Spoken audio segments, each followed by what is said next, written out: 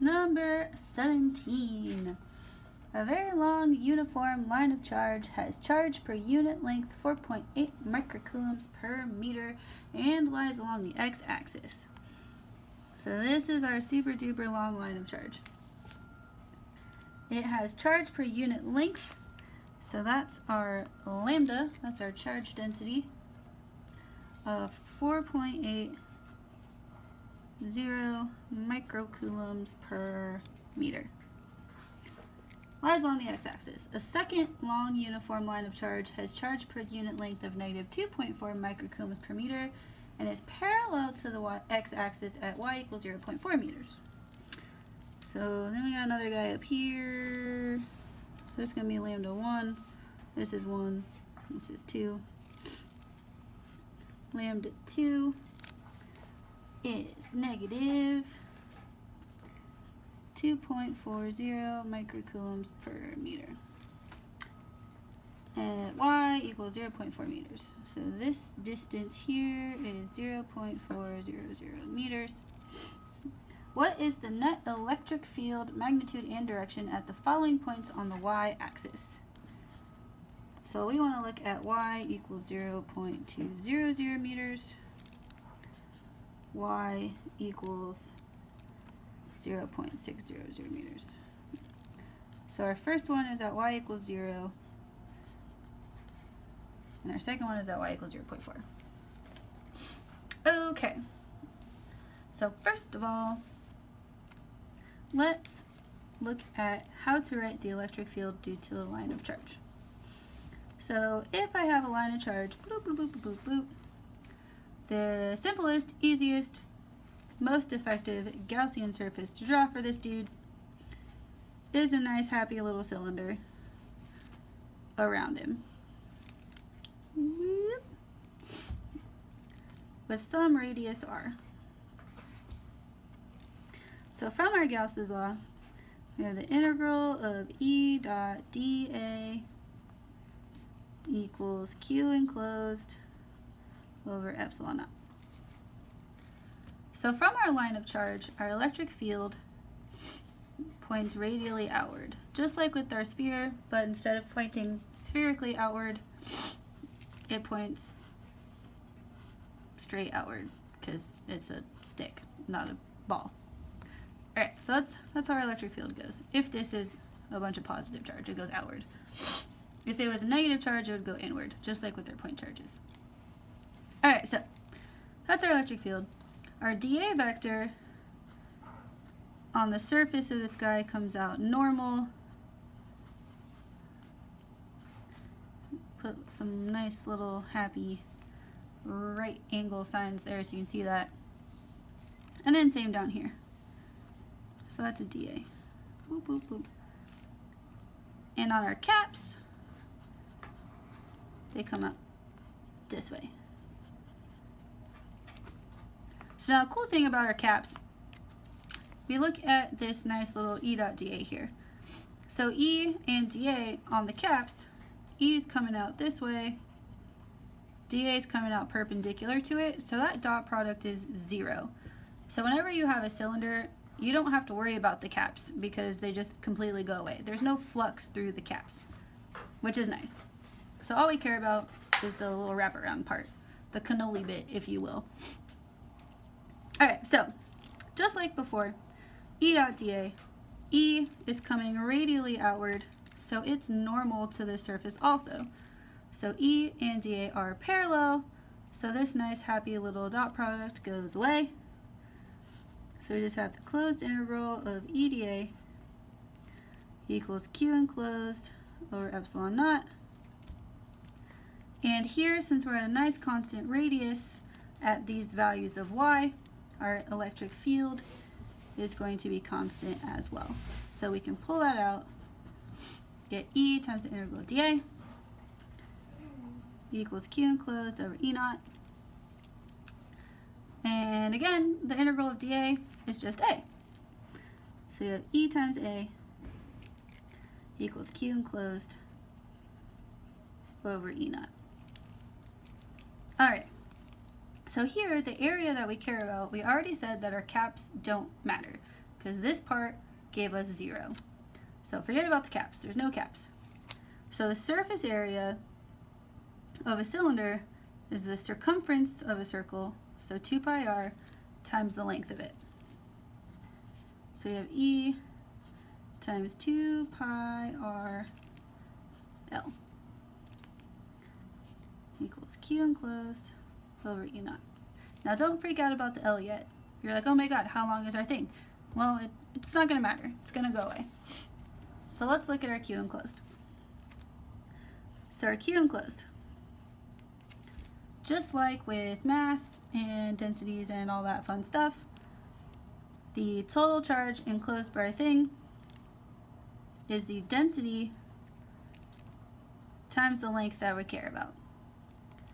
So in the case of a line, it's the linear charge density times the length.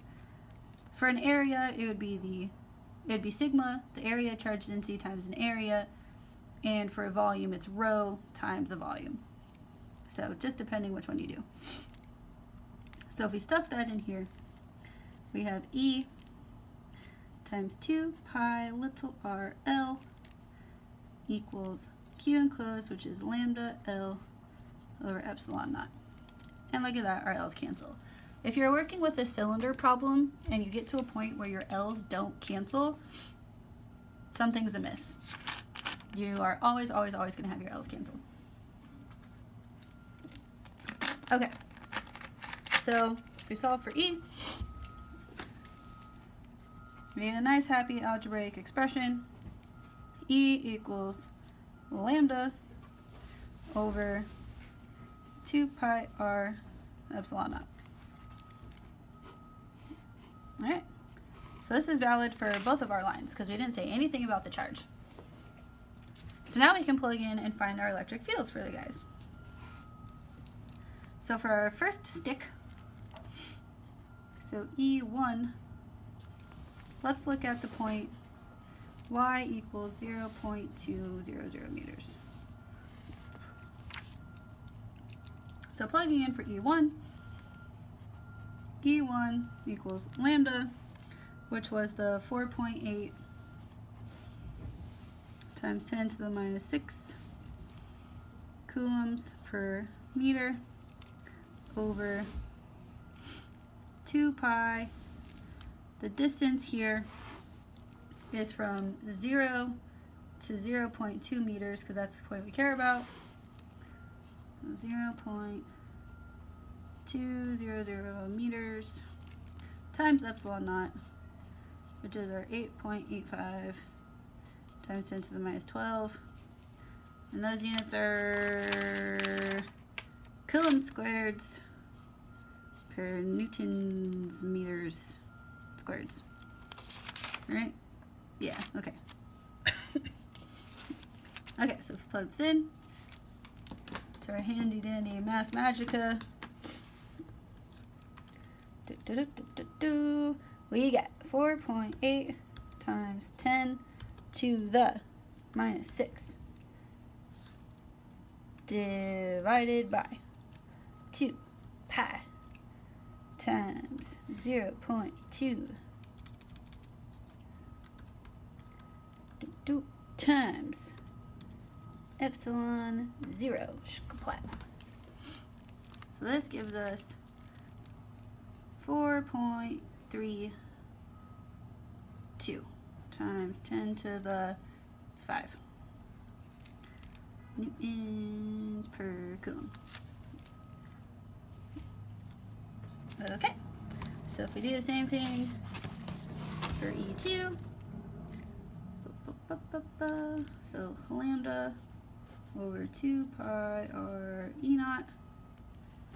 Our lambda for that problem, or for that stick, was 2.4 times 10 to the minus 6 coulombs over 2 pi r, which was 0.2 times E naught. So if we punch that in to our handy dandy guy, splat, he's going to be half as big as the other one. So 2.16 times 10 to the 5 newtons per coulomb. Okay, so now this is a negative charge density, but I didn't write a negative here. So let's go look at which way our fields are going to point. So the point for part A that we care about is right here, right in the middle. So line number 1 is a positive charge. So its electric field is going to be going upward. It's going to be going radially out, right? Lambda 2 is a negative charge, so it's going to be going radially inward. So here in the middle, these two fields are going to add together because they are pointing in the same direction. This is why I always stress, do not trust your minus signs in your equation, trust your pictures. All right, so our things are going in the same direction, so we are going to add them together, not subtract them, like this little minus sign would trick you into doing.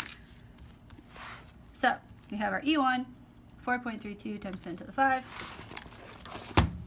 We have our E2, 2.16. So our total field here is E1 plus E2, which is our 4.32.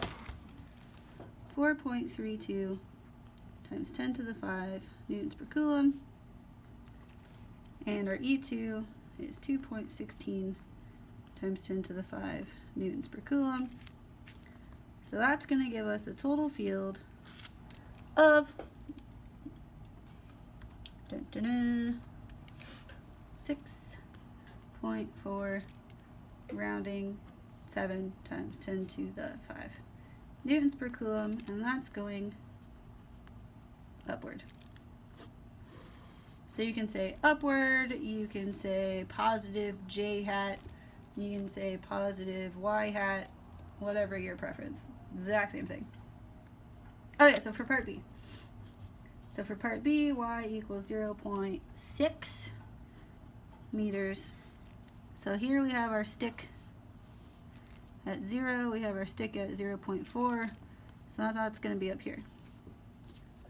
So if we look at our pictures, our 0, 1 points radially outward, like so. This one points radially inward. So now we're going to get our subtracting values. Alright, so our R vector for this guy is still 0.2 away. So our answer that we got for E2 up here, we can just reuse because it's still the same distance. Hopefully that makes sense. Alright, so our E2 is our 2.16 times 10 to the 5 newtons per coulomb. Okay. Now for E1, we are a total distance of 0.6 away. So we need to redo that calculation. So we have our lambda over 2 pi r. This is why we made the algebraic equation first, because it makes life a lot easier. So our lambda was 4.8 times 10 to the minus 6 coulombs per meter over 2 pi, 0.6 meters times E0, which is 8.85 times 10 to the minus 12. Units that suck and I hate writing them out. Okay. So if we punch this into our handy dandy calculator, what do you get? That is not a 6. Flish flat. 1.44 times 10 to the 5 newtons per coulomb. Okay, so now again, let's look at our picture. At this point up here, E1 is pointing up, so he's going to be positive, but here, E2 is pointing down. So now he's going to be negative. Again, trust your pictures, not your minus signs. Alright. So our total field is going to be E1 plus E2, which is going to be our 1.44 times 10 to the 5 newtons per coulomb minus 2.16 times 10 to the 5 newtons per coulomb. So 1.44 minus 2.16 is negative 0.72 times 10 to the 5 newtons per coulomb. or negative 7.2 times 10 to the 4 newtons per coulomb. And again, that's negative, so that's going to be down.